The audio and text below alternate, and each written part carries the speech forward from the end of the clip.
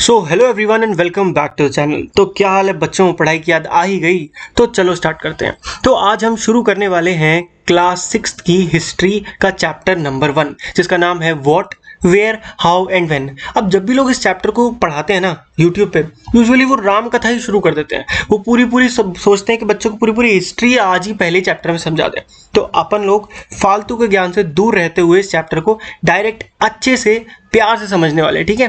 तो सबसे पहले स्टार्ट करते हैं राशिता के क्वेश्चन से। तो what, where, how and when की पहले बात तो करें भैया। चैप्टर के बारे में तो बताओ थोड़ा सा। हाँ जी, देख बताता हूँ।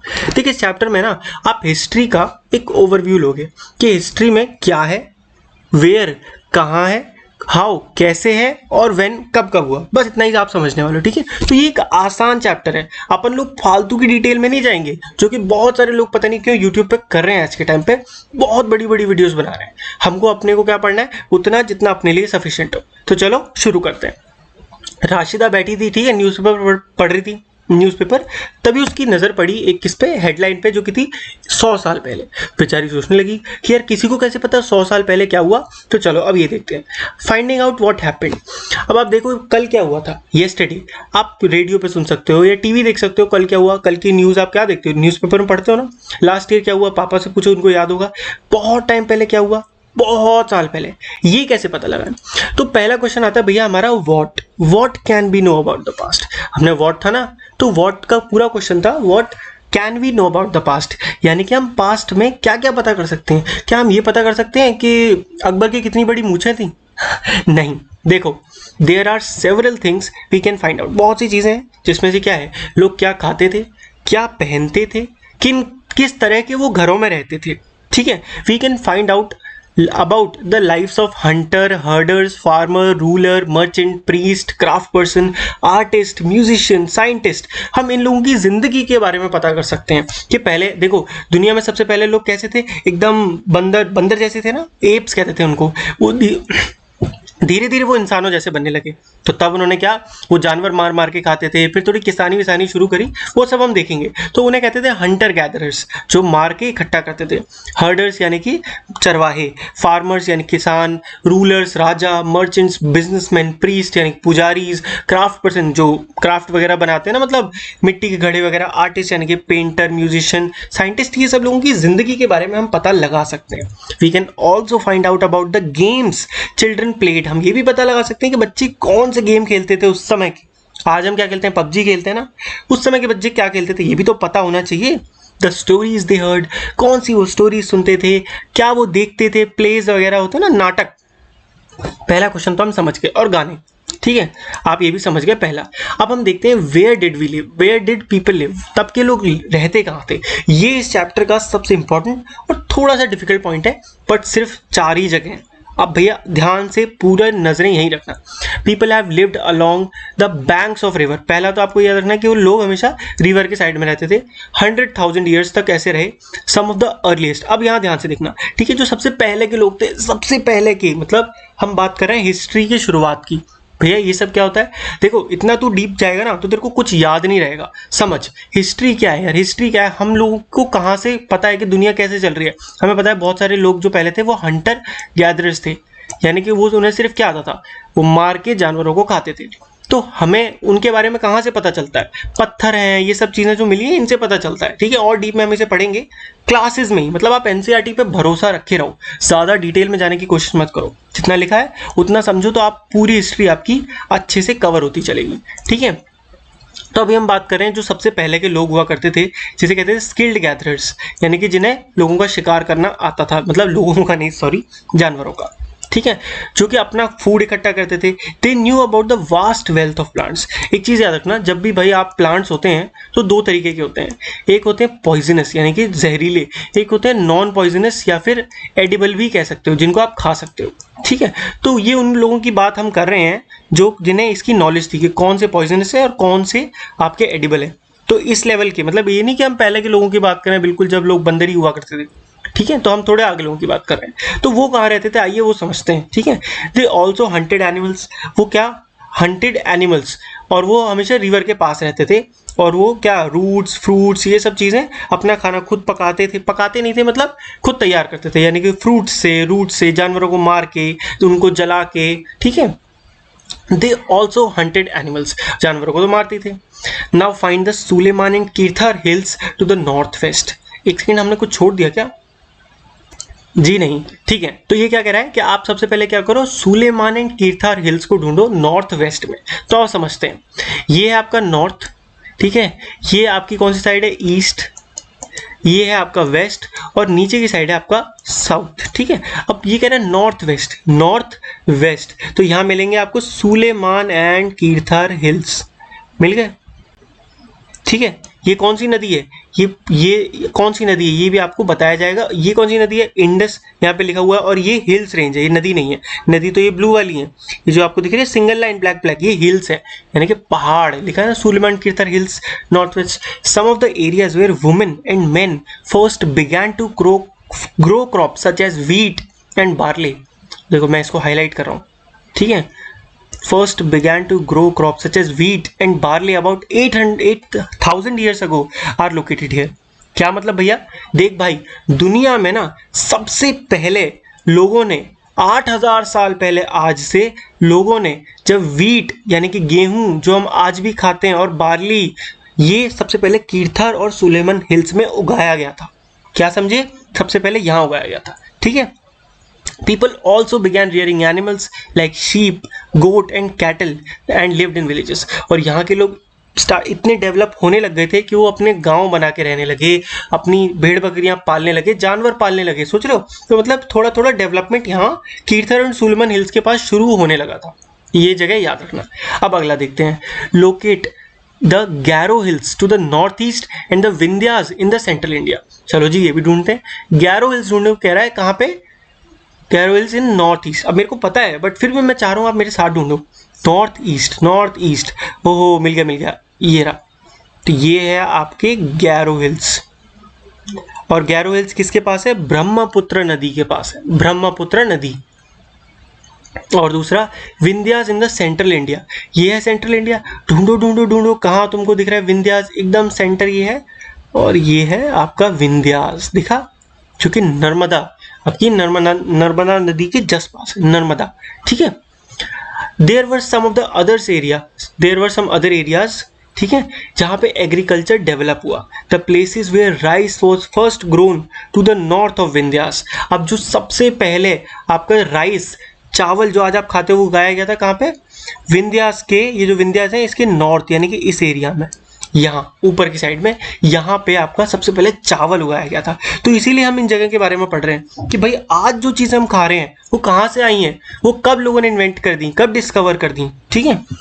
अगला, trace the Indus and the it's tributaries. Indus ना एक बहुत इंपॉर्टेंट नदी है, जो कि तुम यहाँ से देख रहे हो, ये पूरी, ये जो है ना पूरी ये जो मैंने अभी मार्क करी, ये पूरी आपकी इंडस है, इंडस नदी यहाँ से जा रही है। और देखो इसकी ट्रिब्यूटरी, ट्रिब्यूटरी क्या होता है भैया, जब भी कोई एक नदी छोटी छोटी नदियों में टूटती है तो वो ट्रिब्यूटरी बन जाती है। ओके भैया समझ गए। तो झेलम, चेनाब, रावी, ब्यास, सतलज, और ये काबुल में जाके जाती है, ये सब क्या है, ये सब इसकी ट्रिब्यूटरीज हैं, और ये यहाँ से शुरू होती है मानसरोवर से, ठीक है।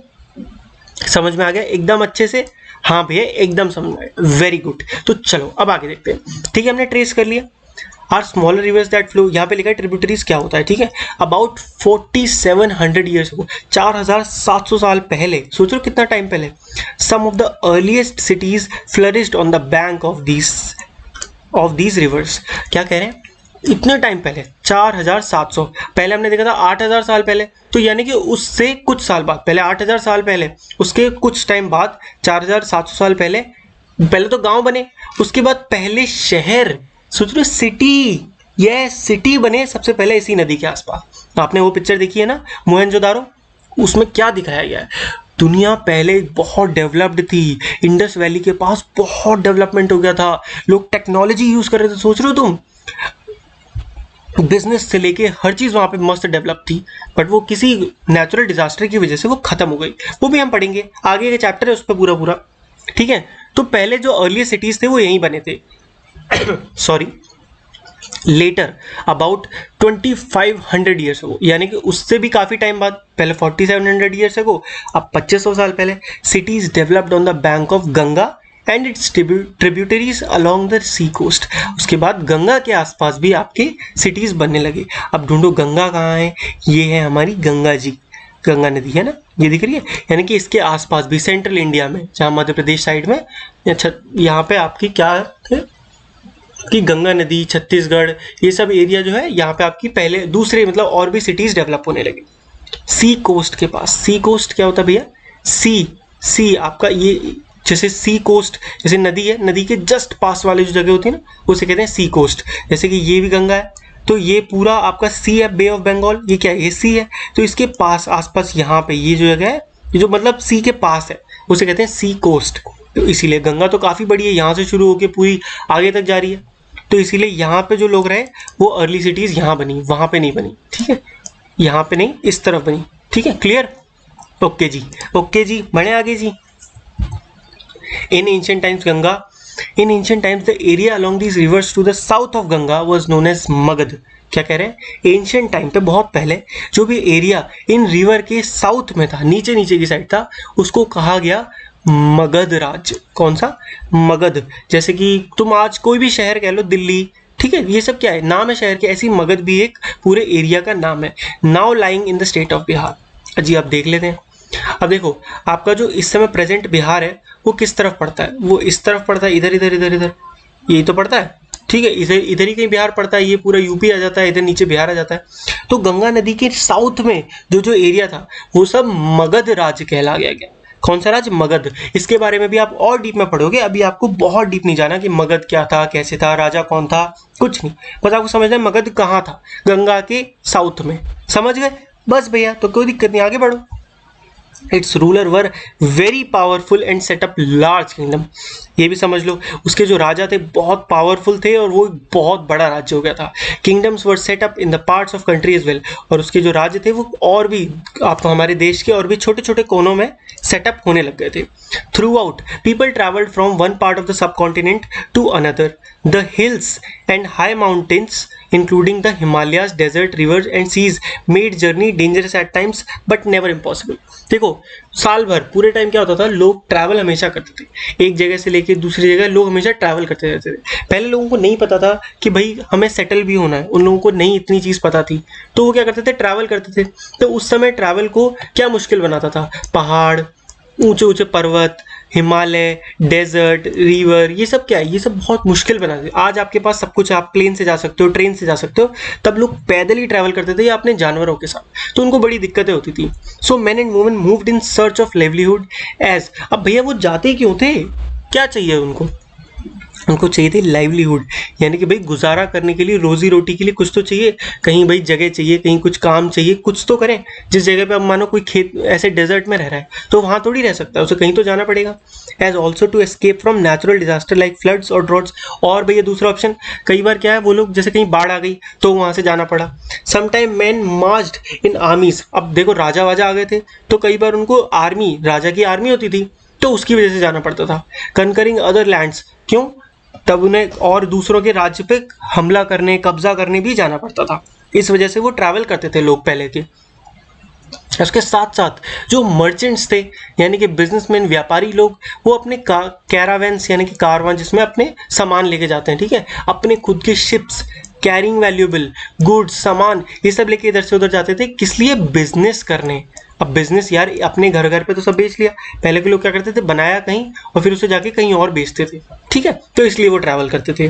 और जो रिलीजियस टीचर्स थे, जो कि आपके धर्म गुरु हुआ करते थे, वो गांव गांव जाके अपने शिक्षा दिया करते थे, लोगों को अपना ज्ञान बांटा करते थे, ठीक है, और बाकी लोगों को सही एडवाइसेस भी दिया करते थे। Finally some people perhaps travelled driven by a spirit of adventure. उसके साथ साथ भाई कुछ लोगों के अंदर एडवेंचर की स्पिरिट भी थी कि यार हमें ट्रैवल करना है, हमें दुनिया में कुछ ढूंढ निकालना है, समझ रहे हो। तो उसके जैसे आज तुम हो साइकिल लेके कहीं भी निकल गए, आज यार घूम के आते हैं कहीं आसपास मस्त, तो इस वजह से भी, ठीक है। All these led to the sharing of ideas between people. भैया ये आपने जो समझाया इससे कंक्लूजन क्या निकला, हुआ क्या, देख अब ध्यान से समझ। दो अलग अलग गांव थे, ठीक है, दो अलग अलग गांव थे, यहाँ के लोग कुछ अलग तरीके से रहते थे, यहाँ के लोग कुछ अलग तरीके से रहते थे, मतलब क्रॉस और रॉन्ग, जरूरी नहीं है गलत थे, मतलब अलग अलग तरीके से। यहाँ के कुछ लोग निकल के यहाँ आए, उन्होंने देखा यार बड़ा अलग कल्चर है, उन्होंने सीखा और उन्होंने अपना भी सिखाया। यहाँ के लोग निकल के यहाँ आए, उन्होंने भी देखा अरे यार बड़ा मस्त कल्चर है यहाँ, तो हमारे यहाँ ये नहीं होता, पर यहाँ ये गलती है हमारे यहाँ। तो इससे क्या हो गया, मिक्सचर ऑफ कल्चर हो गया, कल्चरल का मिक्स हो गया। इससे क्या आइडियाज लोगों के शेयर हो गए, समझ गए। तो ये इसीलिए ट्रैवल ने बहुत कुछ चेंज कर दिया दुनिया को। अब लोग क्यों ट्रैवल करते हैं, Look at map one once more. Hills, mountains, seas from the natural frontiers of the subcontinent. जितने भी hills हैं, आप ये देख रहे हो, ये हिल्स हैं, इधर ये हिल्स दिख रहे हैं और यहाँ पे हिमालय है। ये सब क्या करते हैं, फ्रंटियर ऑफ सब कॉन्टिनेंट, यानी कि हमेशा कोने पे, बीच में आपको बहुत ही कम हिल्स मिलेंगे ऊंचे ऊंचे, हमेशा कोनों कोनों पे ही आपके हिल्स होते हैं कि नहीं होते हैं। ठीक है भैया, समझ गए। While it was difficult to cross these frontier, पहले बड़ा डिफिकल्ट था। Those who wanted could and did scale the mountain and cross the sea. बहुत ही कम लोग ऐसे हुआ करते थे जो बड़ी मुश्किल से वो चाहते तो वो उन इतने ऊंचे ऊंचे पर्वतों को पार कर पाते थे। People from across the frontier also came into, और इवन दूर दूर से लोग हमारे यहाँ भी आते थे, जैसे दूसरे देश के, अफगानिस्तान के लोग, ग्रीक लोग, वो सब हमारे यहाँ भी आ जाते थे। These movement of people enriched our culture, और इसी मूवमेंट ने हमारे कल्चर को बहुत अच्छा बना दिया, क्योंकि हमने कभी, इंडिया ने कभी किसी को अपने आने से रोका नहीं। लोग हमारे यहाँ आए, उन्होंने अपने आइडिया शेयर करी, अपना बिजनेस शेयर किया, हमने भी उनका पूरा स्वागत किया, अतिथि देवो भव, बिल्कुल उनकी इज्जत करी, और जिससे हमारा जो देश है वो बहुत ही ट्रेडिशनल अच्छा बन गया। आज कहते हैं ना इंडिया इज सो ट्रेडिशनल, क्यों? क्योंकि इंडिया में ये माना गया हमेशा से कि अतिथि देवो भव, जो भी हमारे यहाँ आए उसकी इज्जत करो, ठीक है। People have shared new ways of carving stone. लोगों ने क्या क्या सीखा, स्टोन के जो नक्काशी होती थी ना, नया तरीका, नए म्यूजिक बनाना, कुकिंग, नए तरीके खाना बनाना, बहुत सालों तक यही लोगों ने सीखा। अब बात करते हैं नेम ऑफ लैंड, यानी कि इंडिया जो है, इंडिया का नाम इंडिया कैसे पड़ गया। दो words, two of the words we often use for our country, जो कि इंडिया और भारत, ये दो ही वर्ड्स हम यूज करते हैं। तो ये कहाँ कहाँ से पड़े, तो बात करते हैं इंडिया का जो वर्ड है वो आया है इंडस से, क्योंकि पहले इंडस वैली सिविलाइजेशन जो इंडस नदी के पास थी वो इंडिया से भी ज्यादा फेमस थी। इंडिया पे तो देखो, इंडिया तो अब बना है, पहले तो इंडिया जैसा कुछ था ही नहीं ना, वाह मैंने क्या ही ड्राइंग बनाई है, पर तुम समझ रहे हो पहले इंडिया तो कुछ था नहीं, तो लोग इंडस इंडस कहते थे। इंडस नदी हिंदी में था, जिसे सिंधु आपका संस्कृत में कहते थे।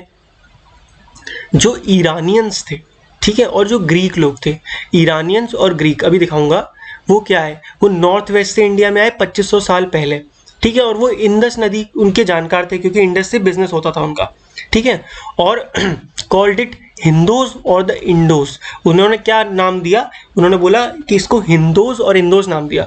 And the land to the east of river was called India, और उन्होंने बोला कि इस रिवर के, ये जो रिवर जा रही है आपकी, इसके ईस्ट में जो एरिया है उसका उन्होंने नाम दिया इंडिया। इंडिया किससे निकला, इंडस रिवर से निकला इंडिया, ठीक है। तो इसने दिया था, ग्रीक लोगों ने दिया था, ग्रीक्स या ईरानियन ने, आप ग्रीक याद रखो। अगला है भारत, जो नेम है भारत, ये कहाँ से आया था, for group of people who lived in the north waste, ये उन लोगों के लिए कहा गया था जो नॉर्थ वेस्ट, आपका ये नॉर्थ है ये वेस्ट है, यानी कि इस एरिया में जो लोग रहे इंडस की साइड में, उन्हें भारत कहा गया। कहाँ कहा गया, ऋग्वेद में। भैया ये ऋग्वेद क्या है, देखो ऋग्वेद क्या है, हमारा जो धर्म है ना, हिंदू धर्म, उसकी 4 ऐसी किताबें हैं जिसमें हमारे धर्म के बारे में सब कुछ लिखा है, ठीक है। उनमें से एक है, सबसे इंपॉर्टेंट है, जिसका नाम है ऋग्वेद। वेद, आप इन्हें बहुत डीपली अच्छे से पढ़ने वाले हो, तो अभी टेंशन मतलब, ऋग्वेद में लिखा हुआ है, ठीक है। द अर्लीस्ट कॉम्पोजिशन इन संस्कृत, ठीक है, जो कि 3500 साल, ये किताब है जो कि संस्कृत में लिखी हुई है और 3500 ईयर्स पुरानी है, सोचो 3500 साल पुरानी। Later it was used for the country, और यही नाम पहले बाद में किन के लिए, पूरी कंट्री के लिए पड़ गया। क्लियर हो गया। अब हम बात करते हैं finding out about the past, कैसे हम पास्ट के बारे में पता लगाते हैं। There are several ways of finding out about the past, बहुत से तरीके हैं ऑफकोर्स। अब देखें भैया क्या क्या है, देखो पहला क्या है, आप जाओ और बुक्स पढ़ो, ठीक है। कैसी बुक्स, जो कि उस समय पे लिखी गई हैं, that were written long ago, जो कि अभी हमने एक एग्जांपल देखा, ऋग्वेद। ऋग्वेद एक किताब है जो उस समय लिखी गई थी। These are called manuscript. अब ये आपके लिए बिल्कुल नई चीज़ आई है जो आपको इस चैप्टर में जरूर समझनी है। Manuscript, because they were written by hand, इन्हें क्या कहा जाता था, मैन्यूस्क्रिप्ट। क्यों, क्योंकि ये हाथ से लिखी गई होती हैं। This comes from the Latin word Manu, Manu, जिसको हम मनु कह रहे हैं, वैसे मैन्यू है, जिसका मतलब होता है हैंड। देखो स्क्रिप्ट मतलब आपको पता है कुछ भी चीज़ लिखी हुई, ठीक है, और मैन्यू यानी कि मतलब होता है हाथ, तो इससे बना manuscript. Clear? These were usually written on palm leaf. Palm, palm क्या पेड़ होता है, उसका पत्ता होता है, उस पर ये लिखी जाती थी। ये फोटो देख लो इस तरीके से, ठीक है। और on a special prepared bark of tree known as birch.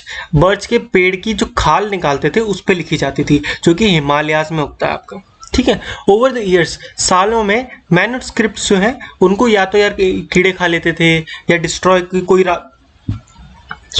या फिर क्या था, इन्वेडर्स बहुत इंडिया में आए, जैसे ग्रीक्स ने इन्वेड करा, अलेक्जेंडर ने, मुगल्स ने करा, पहले स्टार्टिंग में करा था ना, तो वो उन्होंने जला दिए। इस तरीके से बहुत सारी खत्म हो गई, बट उनमें से काफ़ी सारी बच भी गई। यूजुअली जो बची हैं वो कहाँ कहाँ बची, टेम्पल्स में, मोनास्ट्रीज में, आपके बुद्धिज्म वगैरह में, इनमें आपकी बची रह गई, ठीक है। ये जो बुक्स हैं, एक इनमें क्या था, these book dealt with all kind of subjects. इनमें हर तरीके की बातें थी, जैसे रिलीजियस प्रैक्टिसेस कि आपको भाई किस तरीके से धर्म को मानना चाहिए, राजाओं की ज़िंदगी के बारे में, मेडिसिन और साइंस के बारे में भी बहुत कुछ था। तुम मानोगे नहीं, ये जो तुम बेसिक आज की साइंस देखते हो ना, ये सब इंडिया में ऑलरेडी डिस्कवर हो गई थी, बट अंग्रेज़ों के आने के बाद बहुत सी दिक्कतें हो गई, बट ठीक है, कोई दिक्कत नहीं। अब हम फिर से हम जा रहे हैं आगे और कुछ कर दिखाएंगे। इसके साथ साथ there were epics, poem, epics यानी कि महाभारत रामायण, यानी कि ऐसी कहानियाँ कहते हैं ना, बड़ी बड़ी कहानियाँ, प्लेज, ड्रामे, many of these were written in Sanskrit. Almost कई सारे संस्कृत में थे, कुछ प्राकृत में थे, ये भी एक भाषा है जो कि आम लोग यूज करते थे, ठीक है, और कुछ तमिल में थे। ये 3 सिंपल भाषाओं में आपकी मैन्यूस्क्रिप्ट्स मिली हैं ज़्यादातर। We can also study inscription.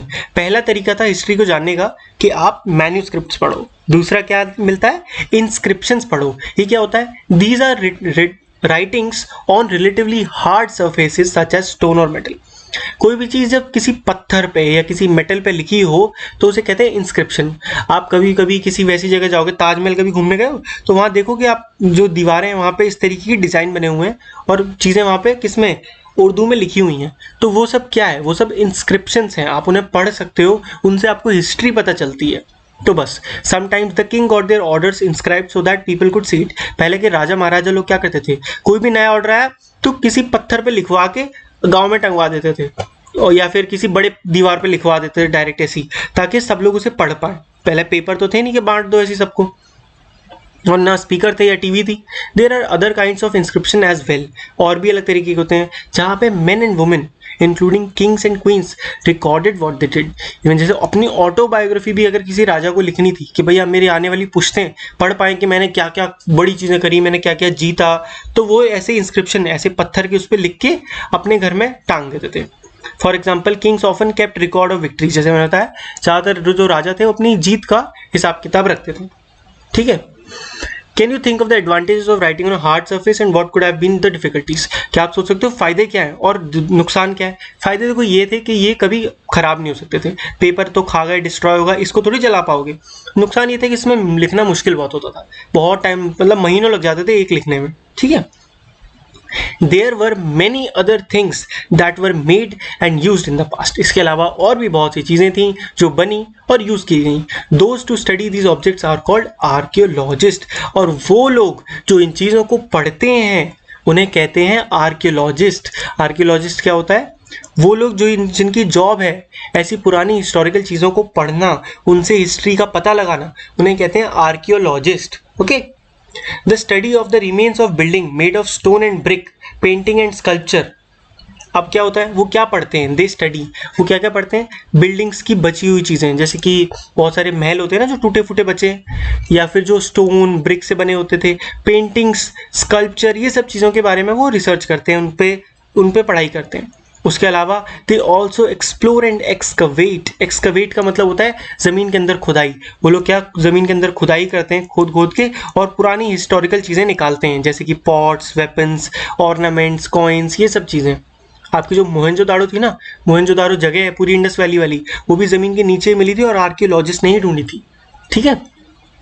ये सब वो निकालते हैं और इसके बाद उन पे रिसर्च करते हैं, पता लगाते हैं कि ये सब कितनी कितनी साल पुरानी है, ठीक है। बोन्स की, बेक्ड क्ले और मेटल, इन सब की।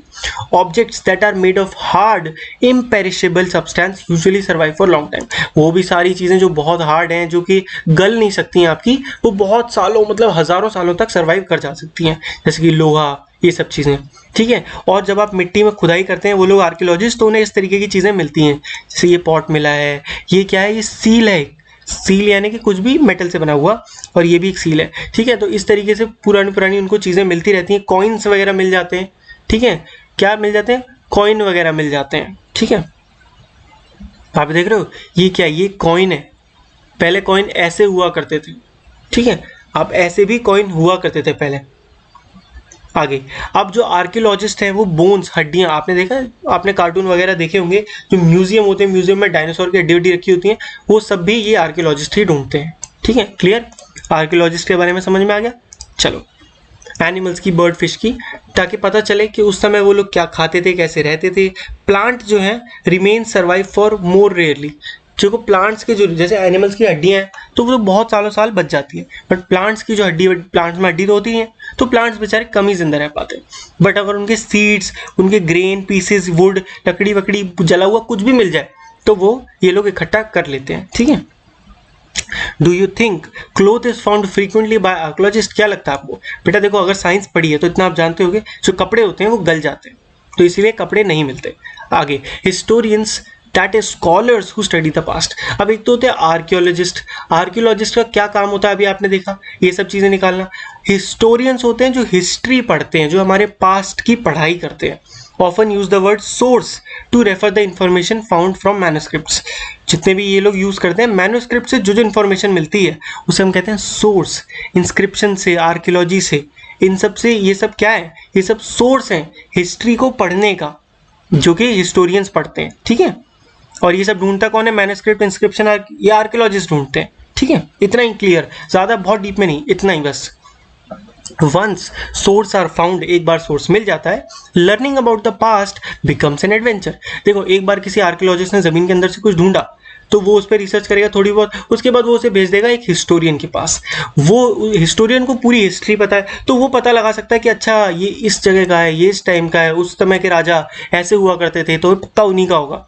तो इस तरीके से काम चलता है, ठीक है। तो एक एडवेंचर हो जाता है। So historians and archaeologists are like detectives, ये लोग जासूस की तरह होते हैं जो हमारी हिस्ट्री की खोज कर रहे हैं, who use all these sources like clues to find out about the past. Interesting है ना, ठीक है। वन पास्ट और मेनी, अब बताओ एक पास्ट है कि कई पास्ट है, क्या मतलब भैया? देखो तुमने एक चीज नोटिस करी, जो बुक है हमारी, जो बुक है ये हिस्ट्री वाली, इसका नाम है आर पास्ट। पास्ट नहीं है, पास्ट है, मतलब प्लूरल है। क्यों? We have used the word past in plural to draw attention of the fact that past was different for different groups of people। भाई देखो पास्ट सबका अलग है, आप हो आज, ठीक है, आपसे 2 महीने पहले आपने जो करा, क्या आपके दोस्त ने भी 2 महीने पहले वही करा? हाँ स्कूल वो गया होगा, बट बात चल रही है ओवरऑल लाइफ की। तो वो कहीं रहता था, मे बी उसका घर शिफ्ट हो गया, या मे बी आपका घर शिफ्ट हो गया, तो जो आपके लिए पास्ट है जरूरी थोड़ी वो किसी और के लिए भी पास्ट हो ही हो। जैसे जो चीज़ें इंडिया में हो रही थी, जरूरी थोड़ी कि उस समय अमेरिका में भी वही हो रहा हो।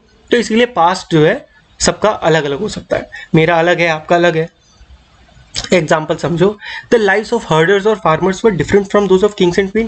भाई एक ही टाइम पे राजा महाराजा भी थे, सेम टाइम पे जो है जमीन कूड़ा वूड़ा साफ करने वाले लोग भी थे। राजा इतना गरीब था, कूड़ा साफ करने वाले लोग इतने गरीब थे, इतने, राजा इतना अमीर था, ये लोग इतने गरीब थे। तो क्या है, इनका पास्ट अलग है, इनका पास्ट अलग है, समझ रहे हो ना। तो इसीलिए जो पास्ट है हमारा वो सबके लिए, अलग अलग लोगों के लिए अलग अलग है, ठीक है। क्राफ्ट्समैन के लिए अलग है और सबके लिए है। Also as is true even today, आज भी ये चीज़ है। आप देखो आज भी भाई कोई बहुत अमीर है, कोई बहुत गरीब है, सबकी जो लाइफ है अलग है। तो हाँ, फ्यूचर भी हम सबका अलग है। तो पास्ट, फ्यूचर, प्रेजेंट सब अलग अलग है। तो आप ये नहीं सोच सकते कि हम सबका पास्ट सेम है। तो इसीलिए आर पास्ट नहीं, आर पास्ट, पास्ट एस वाला। Today most people living in the Andaman islands get their own food by fishing. Even बताओ आज भी जो लोग अंडमान आइलैंड में रहते हैं ना, अंडमान निकोबार आइलैंड होते हैं जो नीचे हैं एकदम, वहाँ पे लोग अपना खुद का खाना बेचारे फिशिंग हंटिंग करके लेते हैं। वहाँ पे कोई आप ऐसे जोमेटो ऑर्डर नहीं कर सकते, समझ रहे हो। और bye contrast most people living in cities depend on others for supply. और इसका उल्टा क्या, आज के टाइम पर जो लोग शहर में रहते हैं वो किस पे डिपेंड है, होटल वगैरह पे, जोमेटो पे, कोई और उनका खाना बना के घर पे आंटी आ रही है बनाने। तो कितना डिफरेंस है ना, सब अलग अलग है। इसके साथ साथ, बिसाइड्स का मतलब होता है साथ साथ में, there is another kind of difference. एक डिफरेंस और भी है, We know a great deal about kings and the battles they fought because they kept records of their victories. देखो राजा महाराजा ने बहुत बड़े बड़े काम किए तो उन्होंने अपने रिकॉर्ड्स जो है रखे। वो हिस्ट्री हमने भैया कोई टाइम मशीन तो है नहीं जाके पता लगा लो, हमें बस पढ़ पढ़ के ही तो पता चल रहा है जो हम पढ़ रहे हैं। तो बेचारे जो आम आदमी थे उनकी लाइफ में तो ऐसा कुछ हुआ ही नहीं ना कि जिसका वो रिकॉर्ड रखते, तो इसीलिए हम सिर्फ गेस कर सकते हैं। गेस मतलब रिसर्च से स्टडी कर सकते हैं, थ्योरी बना सकते हैं। एग्जैक्टली नहीं कह सकते कि हाँ यही हुआ होगा। हिस्ट्री में आप ऐसा कभी भी नहीं कह सकते क्योंकि उसका प्रूफ नहीं है। अब फाइनली हम लास्ट टॉपिक पे आ जाते हैं जो कि डेट्स। हिस्ट्री में आपको आगे काफ़ी पढ़नी है और लास्ट टॉपिक है कि भाई डेट्स क्या होता है। ठीक है, देखो अगर आपसे कोई पूछता है, if somebody asks you the date, आप क्या डेट आज मेंशन करते हो? आप आज का दिन, जैसे आज जो भी दिन है, ठीक है 7/9, फिर आप मंथ बता दो, ठीक है सितंबर है, ईयर बता दो, ठीक है आज जो है 2021 चल रहा है, 2021, ठीक है इस तरीके से, एंड समथिंग कुछ भी। These years are counted from date generally assigned to the birth of Jesus. आपको ये पता होना चाहिए हमारी हिस्ट्री जो है कैसे चलती है। सबसे पहले हिस्ट्री में कुछ हुआ होगा, हमें नहीं पता क्या हुआ होगा, बट दुनिया की शुरुआत मान लो यहाँ से हुई। यहाँ से होते होते होते होते एक टाइम आया जब जीसस का बर्थ हुआ। ठीक है, आपके जीसस ही बर्थ हो गए और तब तक लोगों को थोड़ी सी अकल भी आ गई साइंस की। उन्होंने देखा यार हमें पहले का तो कुछ पता नहीं है, तो जीसस ही इस साल जन्म हुए, काम करते हैं हम इसे मान लेते हैं अपना 0वां साल। कौन सा? ये हमारा 0वां साल है। उन्होंने बोला चलो, सबने बोला चलो ठीक है। तो इसके बाद जो जो होता आएगा वो आपके आगे के यहाँ से 1 2 3 4, तो यहाँ के साल से लेके आज आप पहुँच चुके हो 2021 में। ठीक है, क्योंकि ये जीसस के, पर ऐसा नहीं कि 0 साल में इससे पहले कुछ हुआ नहीं था, इससे भी पहले सब कुछ होता आया है। हमारे जितने भी अभी ऊपर हमने हिस्ट्री पढ़ी ना, हंटर गैदरर वाली और ये मगध राज वाली, ये सब इससे पहले ही हुआ था। तो पर इस पार्ट को, जीसस के बाद वाले को और जीसस से पहले वाले को, दो चीज़ों में बांट दिया गया। इससे पहले वाले जो ईयर थे उन्हें कहा गया BC, यानी कि बिफोर क्राइस्ट, जीसस क्राइस्ट थे ना, और इसके बाद वाले को कहा गया AD, एनो डोमिनी। क्या कहा गया? एनो डोमिनी। अब चाहे आप डोमिनाई बोलो, डोमिनी बोलो, कुछ भी बोलो, समझ में आना जरूरी है। क्या जरूरी है बेटा? समझ में आना। और अगर आपको समझ में आ रहा है तो चंगा सी सब, मतलब चक दे फट्टे। देखो, और ये याद रखना यहाँ से उल्टा चलता है। ठीक है, मतलब यहाँ से इधर 1 होता है, इधर 2 होता है, इधर 3 होता है, और इधर भी इधर 1, इधर 2, इधर 3, बिल्कुल नंबर लाइन की तरह चलता है। तो अगर कोई कह रहा है कि 2000 BC में कोई चीज़ हुई है, ठीक है 2000 BC में, तो तब से लेके आज तक कितने साल हो गए? देखो 2000 से लेके 0 यहाँ, तो कितने हो गए? 2000, और उसके बाद आज के 2000 से लेके 2021, ये भी तो होंगे। तो टोटल कितने साल हो गए? इनको ऐड करोगे तो आएगा 4021। समझ रहे हो? तो इस तरीके से आपको याद रखना है, बहुत कंफ्यूजन नहीं होगी। अभी मे बी आपको हो भी सकती है, बट अब आगे बिल्कुल नहीं होगी। ठीक है, बट आपको ये समझना है जीसस से पहले वाले को BC कहते हैं, बिफोर क्राइस्ट, उसके बाद वाले को कहते हैं एनो डोमिनी। इसी के साथ क्लास 6 के लिए पूरा चैप्टर मजे से हमने खत्म कर दिया। मुझे पढ़ा के बहुत ही मजा आया। आपको पढ़ के मजा आया कि नहीं आया? देखो यार, फालतू नॉलेज मैं भी आपको बहुत दे सकता हूँ, बट यार मैं अपने एक्सपीरियंस से आपको बता रहा हूँ कि अभी आपको उसकी जरूरत नहीं है। वो ना आपको याद रहेगा, ना किसी आपके काम का है। तो क्यों ना अपन बस उतना पढ़ें जो अपने काम का है। ठीक है, तो अगर आपको ये मेरी थिंकिंग पसंद आई हो तो आप इस फैमिली का पार्ट बन जाओ, सब्सक्राइब कर लो, और इसी तरीके से मैं सारे चैप्टर आपके सब खत्म करने वाला हूँ। ठीक है, 6, 7, 8 तक अपन साथ में चलने वाले हैं, कोई दिक्कत नहीं है। ठीक है, तो और कमेंट कर दो, मजा आया तो लाइक कर दो वीडियो को। ठीक है, मिलते हैं अपने अगली वीडियो में, तब तक के लिए गुड बाय, टेक केयर, पढ़ते रहिए।